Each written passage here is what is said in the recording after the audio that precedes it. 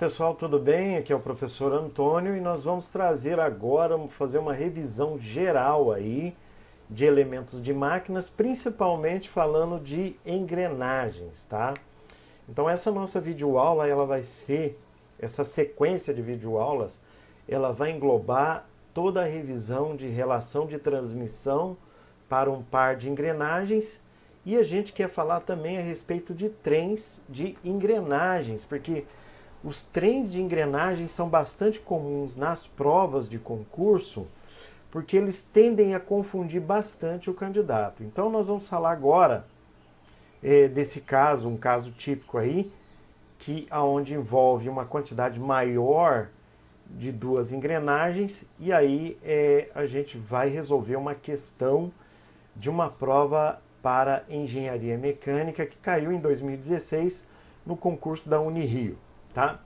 Então, vamos começar a falar da relação de transmissão, tá, entre duas engrenagens.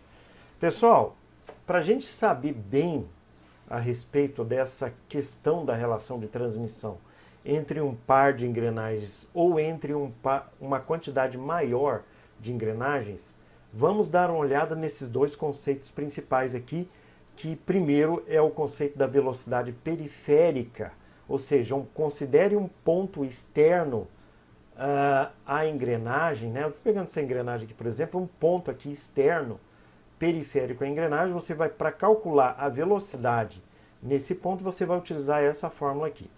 E para você calcular a rotação, ou seja, a velocidade angular que essa engrenagem possui, né, você vai isolar esse valor, que é o valor de ômega, né, e vai pegar a velocidade periférica e dividir pelo raio. Por quê? Por que eu estou falando isso? É porque à medida que você aumenta o raio da engrenagem, você diminui a velocidade angular dessa engrenagem, tá, pessoal? Então essas grandezas, elas são inversamente proporcionais, tá bom? Bom, vamos começar então falando da relação de transmissão entre um par de engrenagens. Então essa figura aqui, eu peguei essa figura na internet, uma figura que vai ilustrar muito bem. Então essa relação de transmissão, pessoal, o que que ela é? Ela é uma grandeza que relaciona as características ou parâmetros de um par de engrenagens, tá? Então, por exemplo, nós podemos relacionar a rotação da engrenagem 2, tá? Que é essa engrenagem maior, dividir ela pela rotação da engrenagem 1. Pessoal, tomem cuidado que geralmente eles denominam a rotação de uma engrenagem pela letra N. Então por isso que eu coloquei N minúsculo aqui. Tá? Isso também acontece em máquinas operatrizes, tá? Por exemplo, em tornos, fresadoras. Então eles descrevem geralmente a rotação pela letra N minúsculo. Então essa relação de transmissão, que é apenas uma grandeza numérica que relaciona uma engrenagem com a outra, pode ser dada pela rotação da engrenagem maior dividido pela rotação da engrenagem menor. Agora observem, no slide anterior eu coloquei aqui que o raio ele é inversamente proporcional à rotação, ou seja, à velocidade angular. Então é por isso que se você for relacionar,